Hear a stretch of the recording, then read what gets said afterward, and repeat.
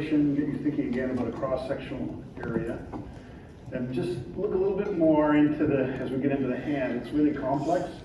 So the anatomical snuff box is sort of what's called the dorsal expansion. It's how the dorsal muscles actually get into the fingers. And you'll see there's more muscles on the back. They're sort of laid out differently, but there's less independence on extension of the fingers or the wrist than there is in flexion. We're designed to flex and grab things and let them go. But there's a whole other purpose for the wrist extensors that we'll hopefully get to. So we talked about forearm muscles last class. Broke them into layers for you. We did point out too, brachioradialis and supinator, which are actually, although you see them on the front, they are, as you'll see, listed usually with extensors on the back of the arm. And that's because of their nerve supply. In fact, brachioradialis is a beast all to its own, so we'll come to that next.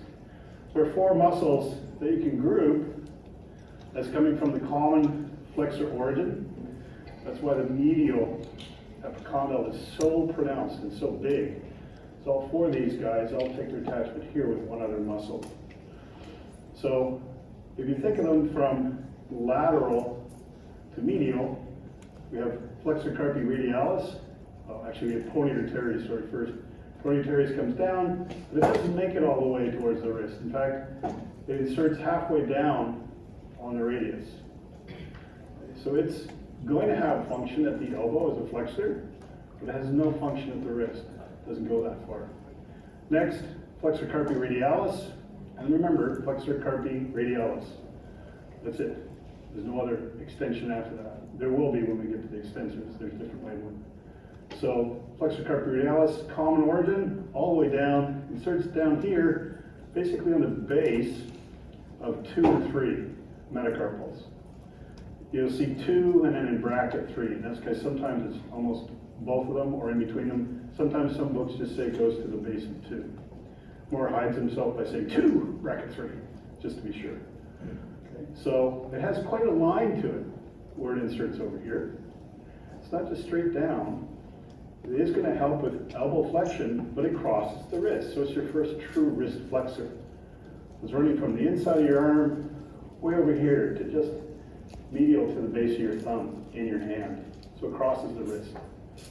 But because of that line, while it wants to flex the wrist, it also wants to laterally deviate, if you are radially deviate, abduct the hand. It doesn't want to flex it, it wants to pull it out at an angle like this. Okay? If you do that, you can feel it right near the base of your thumb. That's the prominent big tendon. Okay, so a wrist flexor and elbow flexor. Palmaris longus, right in the middle, rare one to not have. Some people don't. 10 to 14% don't have it. If you don't have that, you usually don't have plantaris in the leg. And we'll come to that when we do the leg. Again, because it crosses the elbow, it's an elbow flexor. It's an incredibly tiny muscle and a long, long tendon. So it's usually harvested for reconstruction purposes. They use a tendon of your own body so you don't reject it, and they use it to stiff parts up. Okay. But it inserts into the palmar fascia. So its job, although it crosses the wrist, will help the flexion of the wrist. It's not going to do a very strong job of it. It sort of helps to tense the palmar fascia. Gives you that kind of cup at the bottom of your hand. Lastly, flexor carpi ulnaris, common flexor origin, all the way down, and inserts basically on the base of, well, it hits the bone we'll see soon called the pisiform. Next to it is the hamate. These are two carpal bones, and the base sometimes of the 5th metacarpal. So running down the inside of your arm. So that one you can easily feel if you flex the wrist, but now you let it ulnar deviate. Right, it pops right into your thumb.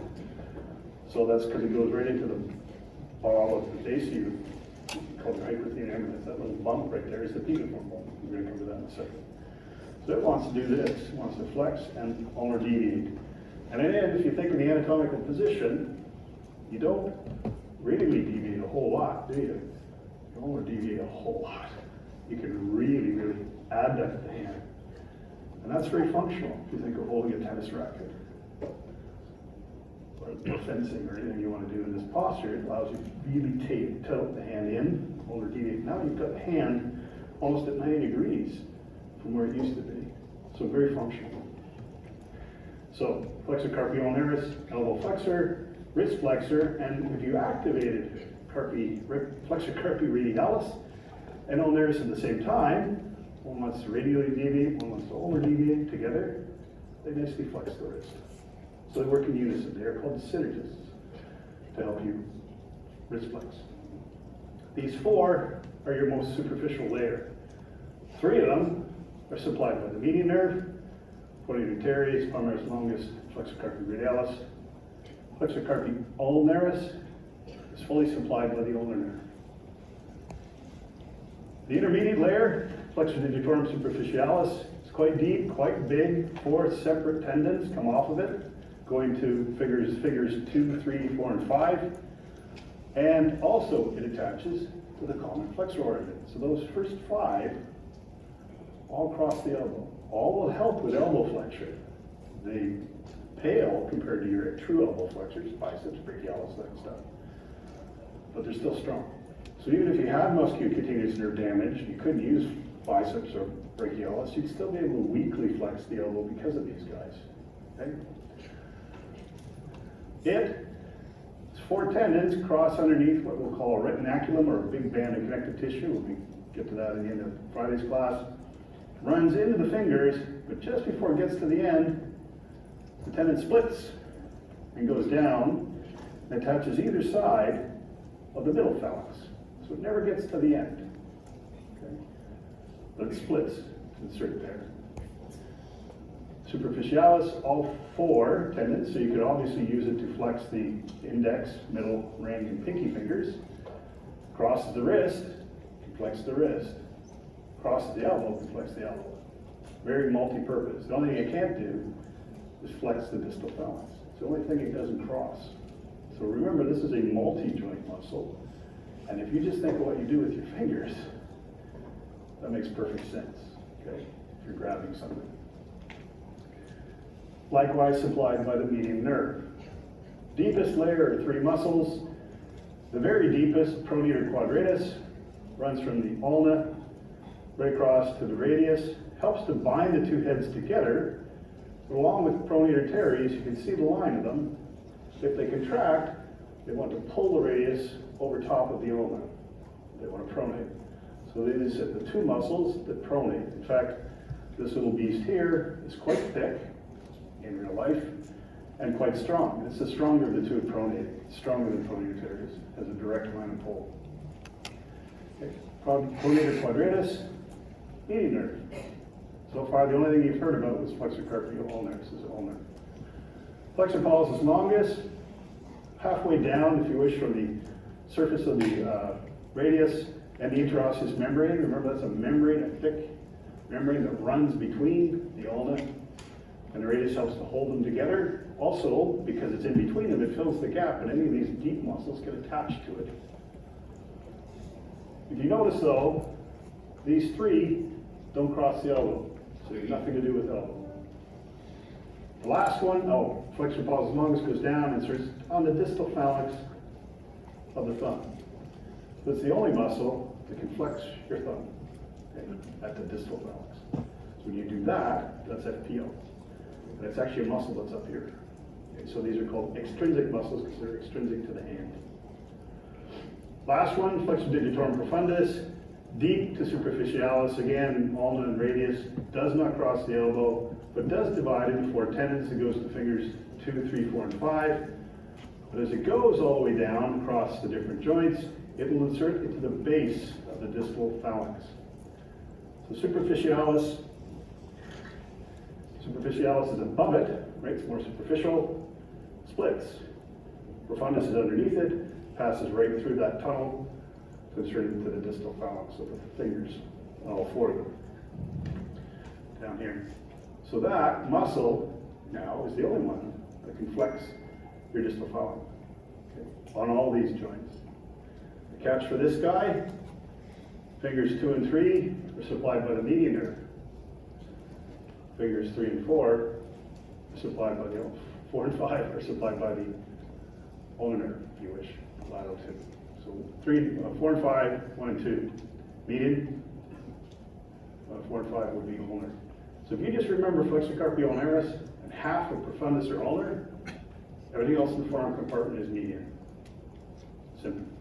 You'll see further terminology and more. Anterior osseous nerve of the median nerve is no, median nerve. You have to know the extension of the nerve itself, okay?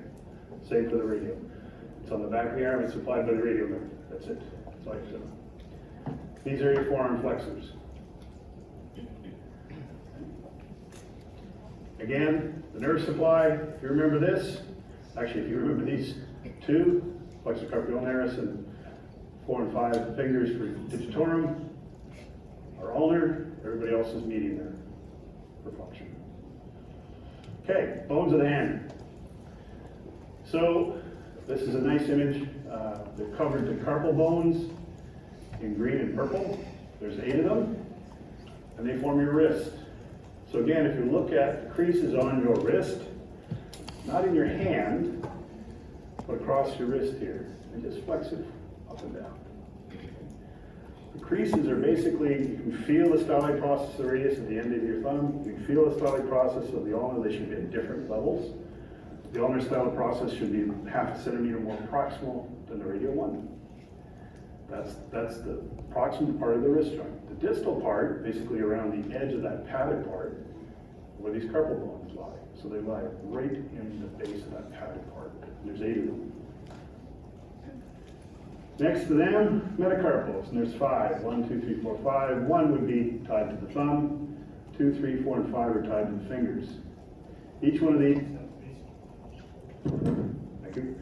Each of these has a head, a shaft, and a base. Usually they might have even tubercles or bumps on them. They're quite big, quite pronounced. Well, they are knuckles, if you wish. And they will then articulate with the phalangeal bones, or the phalanxes. And for each finger, there's 3, a distal, a middle, and a proximal. They each have a head, a base, and a shaft. Of the fingers, when we get to the thumb, there's only 2 phalanxes, a proximal and a distal. There's no intermediate one.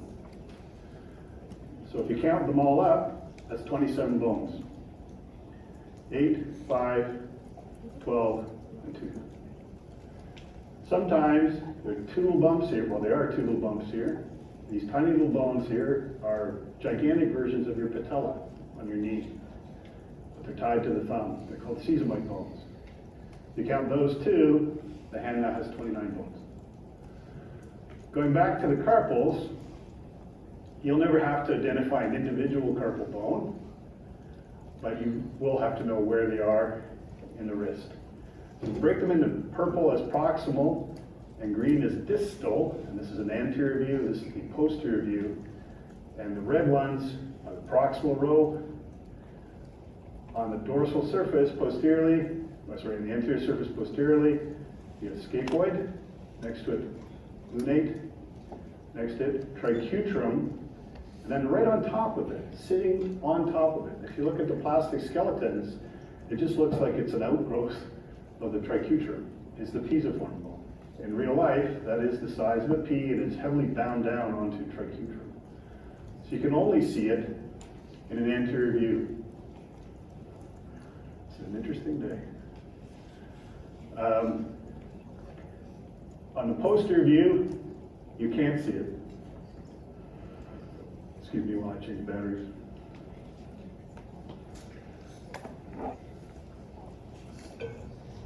Keep looking at the slide. You can learn anything without me talking.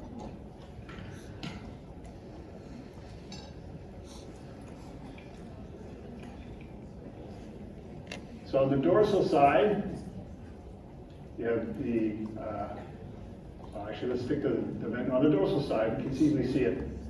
Attaching to scaphoid, the one that forms the base of the thumb, the one that has that true saddle joint, that is trapezium. Next to it is the tiniest of them all, well, except for pisiform, is trapezoid. Those are the 2 that are harder to remember as being separate. You just have to. And if you can keep it separate from triquetrum, so you have 3 T's, that'll help you. That's better. So, scaphoid, lunate, tricuterum, and then on top of it is pisiform. You can feel the pisiform bone. Right at the base of that big pad is a prominent bump. So that is the proximal row of your carpal bones, that bump right there is pisiform. Easy to feel. It's harder to feel the tubercle on the scaphoid, but you can't find it. So the right in the base of that juicy part of your hand as it starts to form, that's your proximal row of these carpal bones. So next to it is the trapezium, tiny little trapezoid. Capitate is huge, and then hamate. And hamate has this big hook of hamate.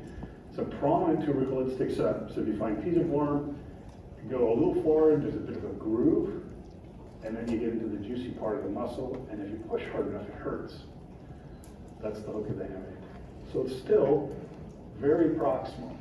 People always think the wrist bones are here or somewhere in here. They're not. They're sort of right at the base of the two areas. That's where these big carpal bones are. You should know how they work together. So each of them will have a joint. They all can slide relative to each other in all directions. So sometimes that's a problem. The capitoid can displace dorsally. It can actually move up. And then when you feel the back of your hand, you should be able to feel the capitoid is the most prominent part of the back of your wrist. But sometimes it's really big because it's been displaced dorsally. They can manipulate that and put it back. Next to them are the 5 metacarpals and the joints onto the fingers. So we'll discuss a little bit of the ligaments, but just think, every one of these suckers is going to have a thick capsule around it. It's a synovial joint, and it's going to have all these kinds of ligaments to it, primarily collateral ligaments, ones on the side. And if you're a volleyball player or anybody who does hand stuff, you probably dislocated a finger at some point. Put it off sideways, you're torn the collaterals. Okay? Different view of the hand. Doesn't really show you, but again, the radial styloid comes more distally than the ulnar styloid, usually about a ½ centimeter. This doesn't really show it very well. But it shows you the articulation of these carpal bones with what? Primarily the radius, and then there's a disc in here when we talk about the wrist joint. So the wrist bones, these carpal bones, never touch the ulna. They never articulate with it. That's why the radius has this big, funny shape to the end of it. It's primarily your wrist joint. The radius is the thing that really interacts with the carpal bones. Extensors. So these are all the muscles on the back of the arm. And the problem for a lot of the images you see, like this one, is they've taken the arm out of the anatomical position. They've kind of left it drift a little into pronation before you show the image of them. So it's very confusing if you don't remember to put everything back into the anatomical position. All these guys are coming from the lateral side of the arm and going down into the arm. So from a posterior aspect, you can actually see a lot of the flexors on the medial side of the arm. In these images, you can't. It's hard to see them because they've let the arm curl over a bit. So just keep in mind, when we're talking medial and lateral, lateral is thumb side, right?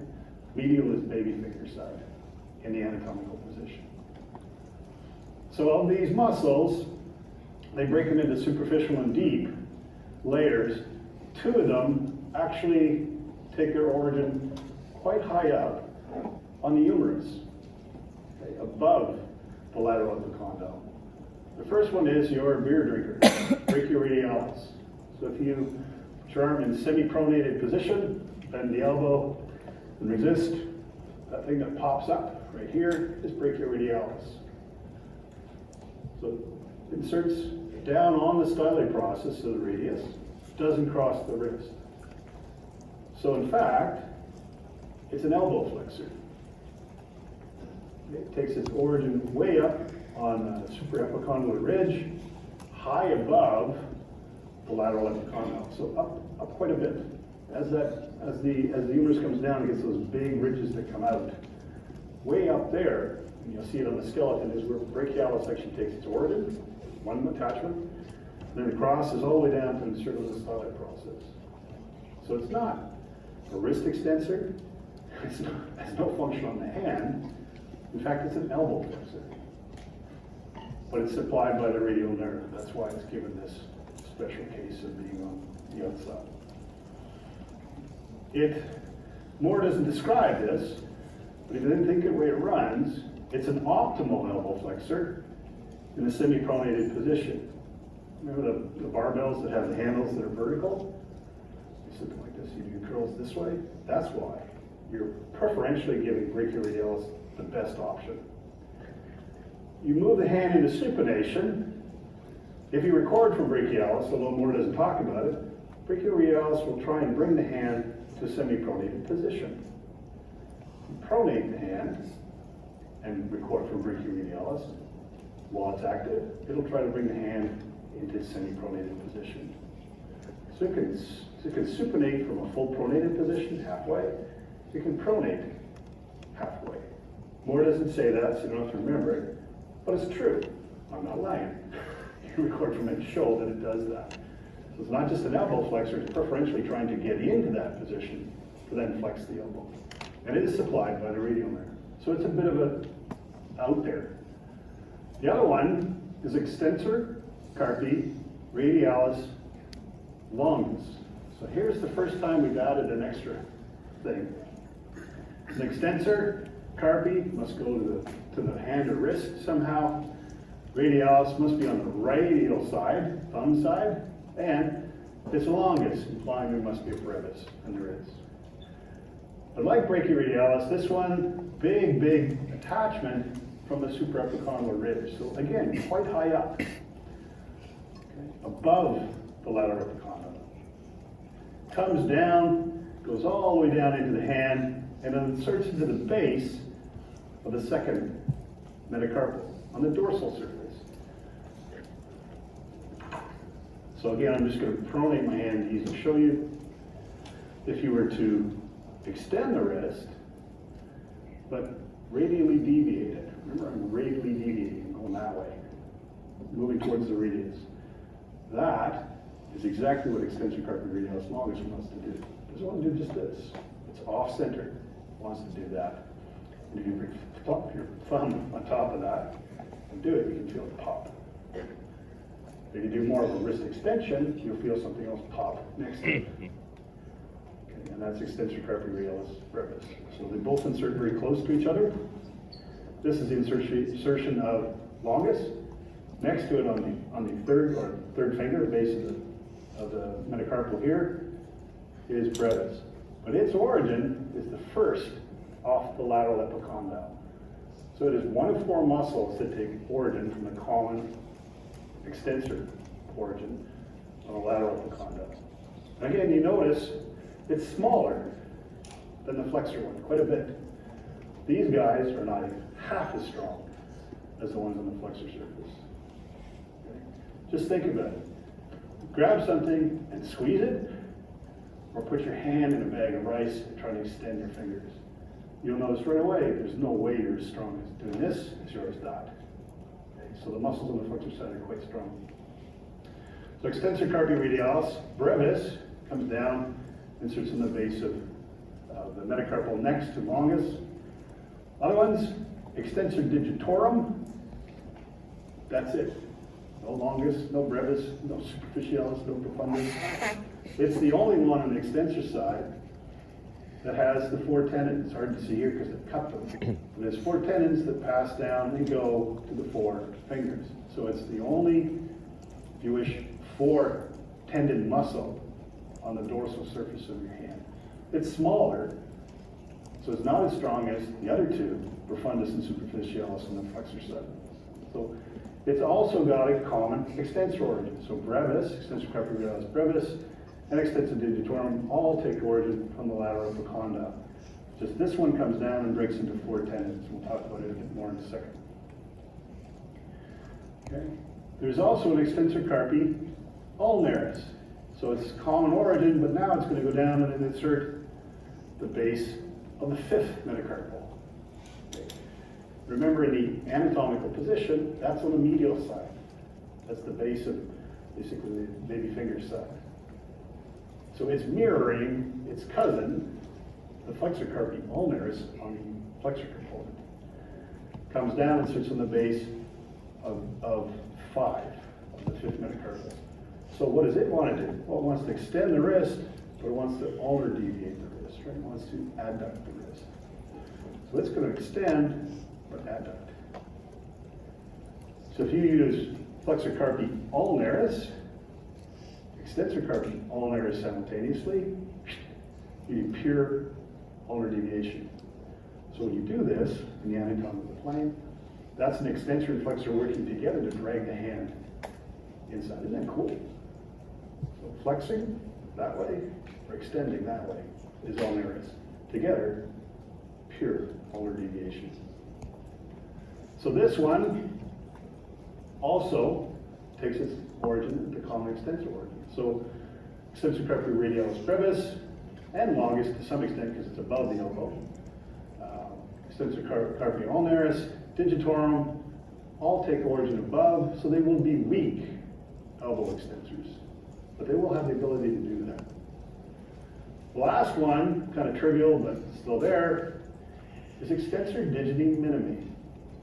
Queer little muscle, takes its origin from the common extensor origin, comes down and passes to the baby finger.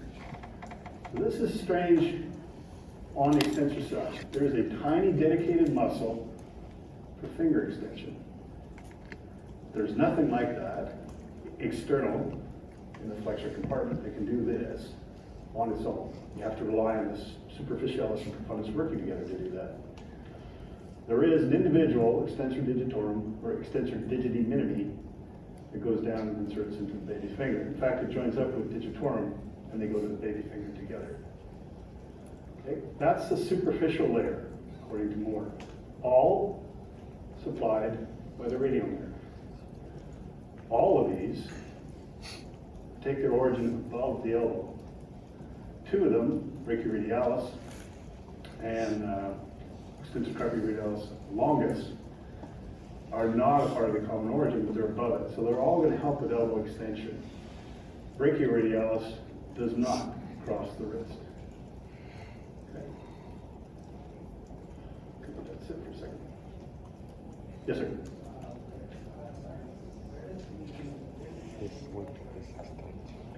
They go into what's called the dorsal expansion, and in about 3 slides you'll see it's very different than what happens on the finger flexors.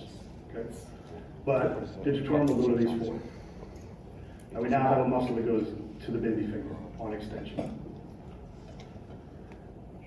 Oh, sorry, got ahead of myself. The deep muscles are either to the index finger, so there's now a dedicated muscle. Doesn't cross the elbow, takes its origin from the dorsal surface of the ulnar radius interosseous membrane. Comes down, it'll join the extensor digitorum tendon that goes to your index finger. Curious.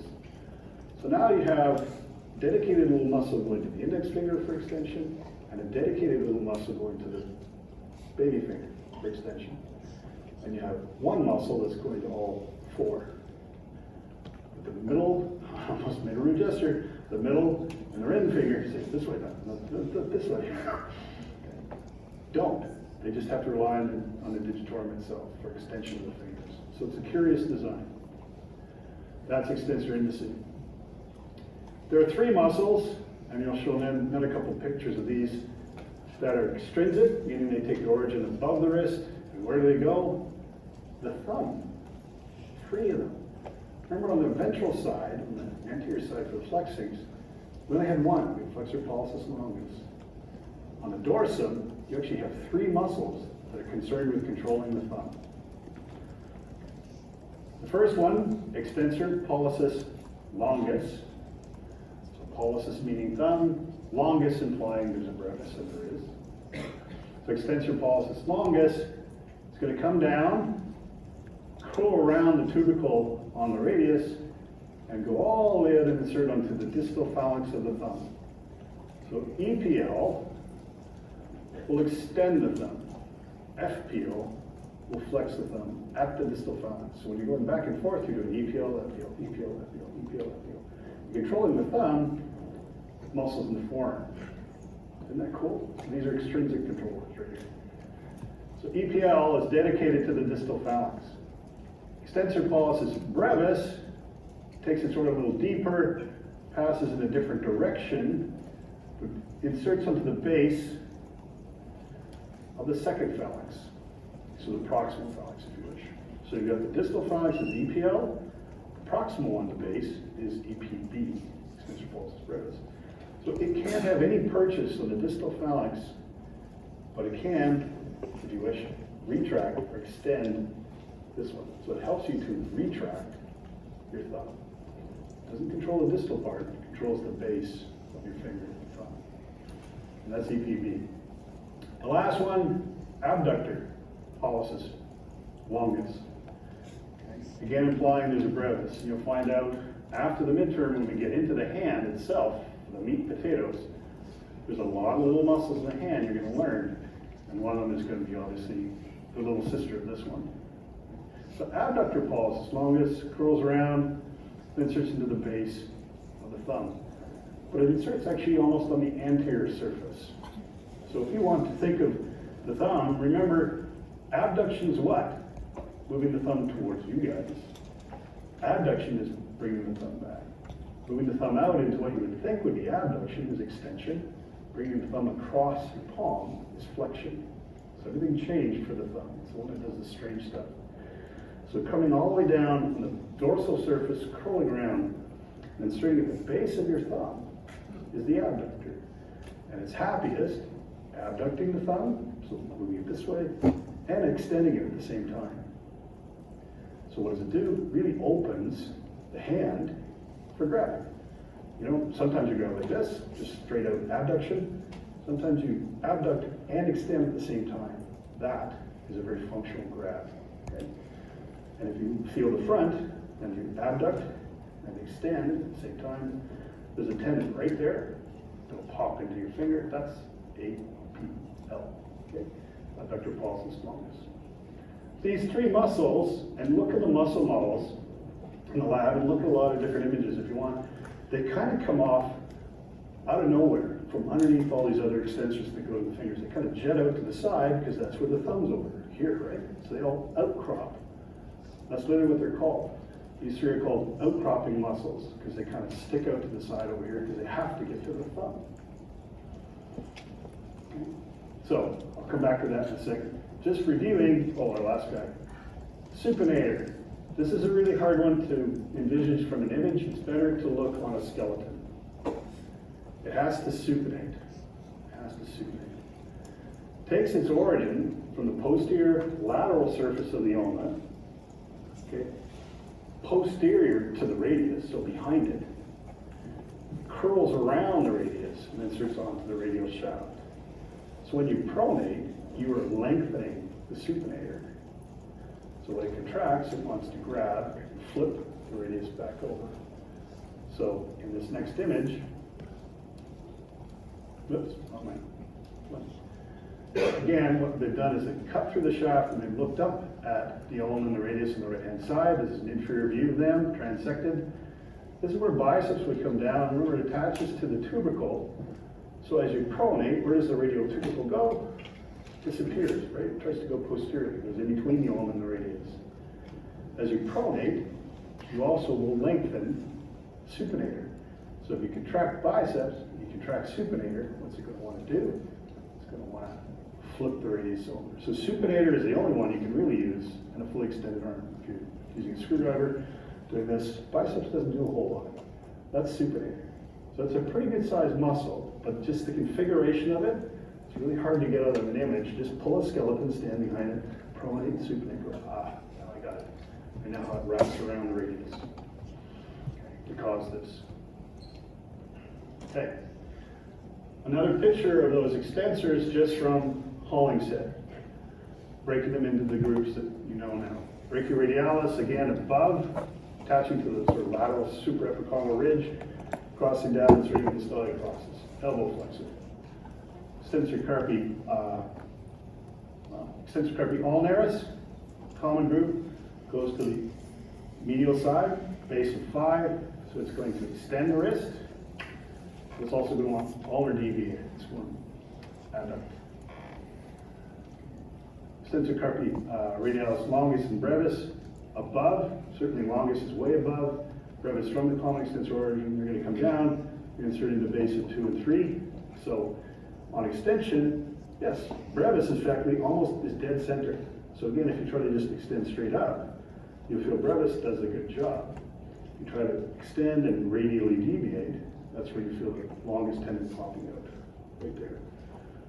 Longest one's that, brevis one's more that. But brevis, longest, brevis, ulnaris, altogether, purist extension. So once again, by using the ulnaris and the two brevis muscles, you get purist extension if you activate all three. They work together as a synergy, if you wish, a muscle group synergy to work together. Okay? Extensor digitorum and extensor digiminis, as they come down, they pass under, and you'll see this on the flexor side too, a big band, looks like duct tape, clear duct tape on a cadaver. It's a very thick band of connective tissue, and the tendons all pass underneath it. It's the same thing on the flexor side. We'll get to that after the midterm. So this band, if you think about it, if it wasn't there, and you extended your wrist, all the tendons would pop up. They'd pop way up, especially the ones that go into the fingers. So what this band across the back of your wrist does, it acts as a pulley. So all the tendons run underneath it, and then they go into the finger or the thumb, or onto the wrist extension.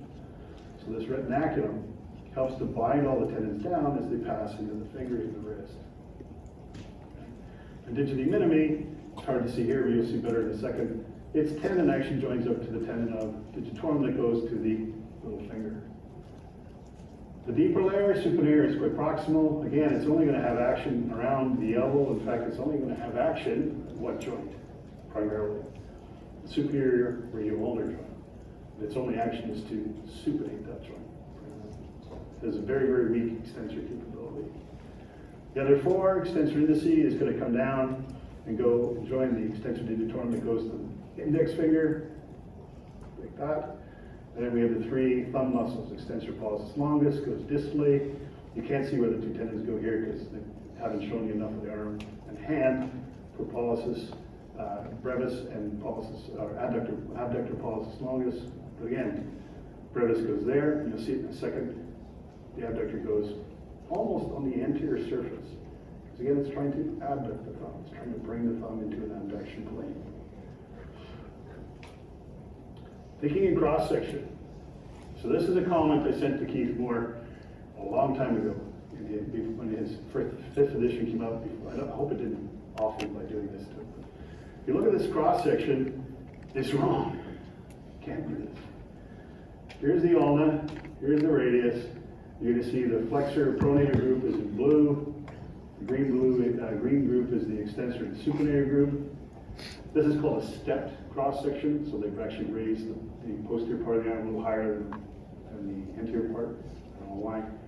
But if that's the ulna and that's the radius, then they made the section wrong, because this is the other arm. Okay. It's not going to work this way. I've hidden it here. This is the other image. I don't like either of these, but this is the image from your book. So this is the one that works. And if you notice, I don't know if you listened to me or not, that cross-sectional image was vanished as made the cross-sectional image in the book at all. It actually doesn't clarify if you're looking at a right or left side from an anterior superior view. You should know if you're looking at an anterior superior view, looking down on the arm, if that's the ulna and that's the radius, this has to be the right ulna and the right radius. It has to be the right arm you're looking down on. If you go through it, I'm not going to spend a lot of time on it here, you can figure out all the flexor compartment and all the extensor compartments, really well labeled. The only thing that's kind of murky is number 16. That's where they have extensor pollicis longus and extensor indici together.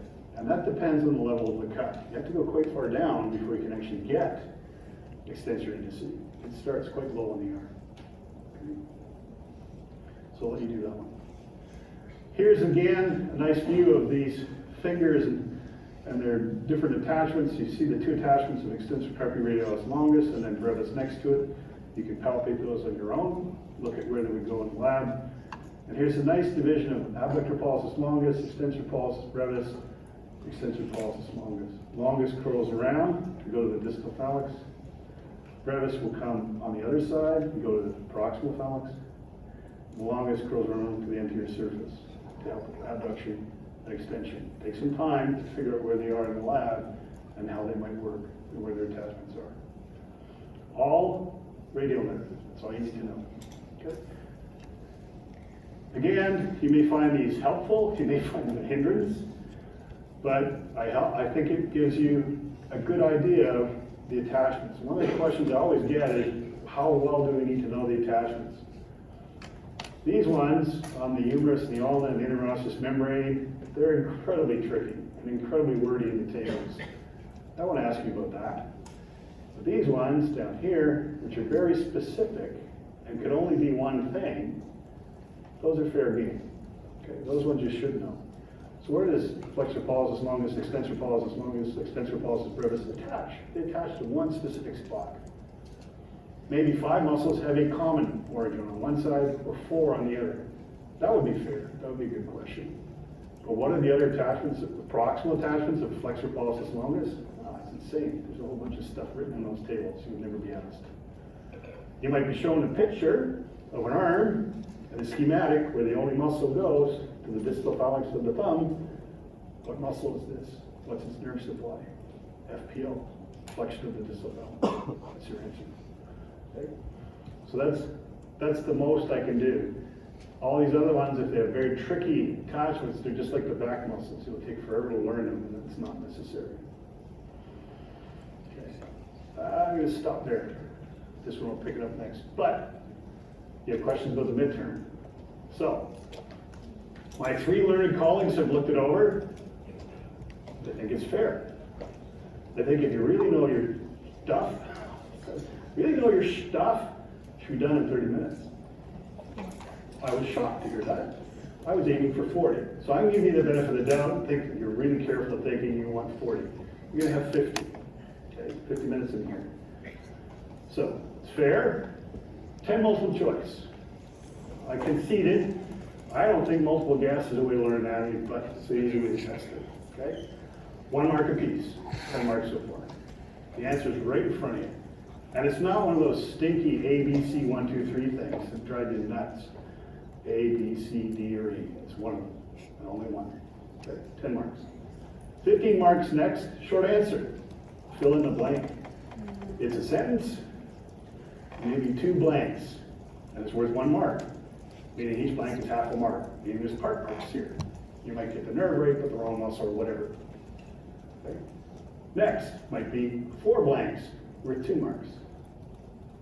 Okay, 4 things you have to fill in. So this shouldn't take long, unless you have no idea what the thing is I'm asking you, which could be the case. Okay. Could be a 2-mark question where there's just 2 blanks, but it might involve some thinking. There's 15 marks of these, fairly quickly shown out on the page. You fill it in right in front of you, in the space provided. Okay. And you don't write prose. I don't want to see curling answers that go down the whole page when all I want is 2 words. Okay. And if it's the wrong word, if it's the right word, check. So most of those part marks are available. That's 25 marks so far, okay? The last 15 marks, a little more space, and not prose, but bullet answers. This might be groups of things. This could be labeling an image. Okay? I won't have you draw an image, but you might have to label one and point out what A, B, C, D, and E are. And there might be some thinking questions, like if this nerve is damaged, what can you do? That's the most I can get to. I got to be done in 40 minutes. That's what I set. So it's 20, 23, 25 questions, something like that. But remember, 10 of them are multiple choice.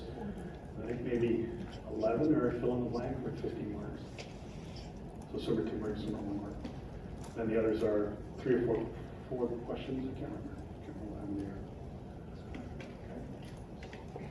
Questions? What do you want to know? And if you ask me what we need to know, I'll say everything. That's my answer. Yep. 40. Actually, 41. There's a bonus function. And it's not what kind of shirts I wear. Other questions? Yes, sir. Yell it out. Yeah. Given each nerve, we need to know all the muscles that that nerve supplies. Like if you give us a nerve, we have to name all the muscles that nerve supplies. Yeah, wouldn't that be awful if I asked radial? But no, That makes, yeah. Or the flip side, list the 3 muscles that do this and a nerve supply. It might be the radial nerve. It might also supply other muscles I'm not asking about, right? So you think that way. Lastly, think the content for here and the practical exam is exactly the same, right? For the final written exam, it's just going to be a bigger version, including everything that you'll see on the midterm. In terms of warm-up, it's like a spring league game. You don't have to write it. If you want to put a 70% final on, that's fine. If you can't write it, that 20% gets added to your final. I recommend you write it and get familiar with the kind of exams you're going to be facing here. But the content's the same. So is it easier for me to give you a skull turned upside down with a blob of plasticine on the mastering process in a lab exam than it is to give you a picture of that? Yeah, it is. So if I'm going to ask you about sternocleidomastoid mastoid and its attachments, it won't be that. That would be better asked in the lab. Okay. And lastly, it's got to come from the slides. The content has to come from the slides. Anytime you see a blue image, it's clinical, that's out of interest. It's usually wrapped around something that you might find interesting, but I can't ask about it. I won't. So take every lecture, look at the slides. What the hell is he talking about? Okay? My last breath on Friday, however far we get, is fair game. I hope to get through. It's actually only a few more slides past where we are.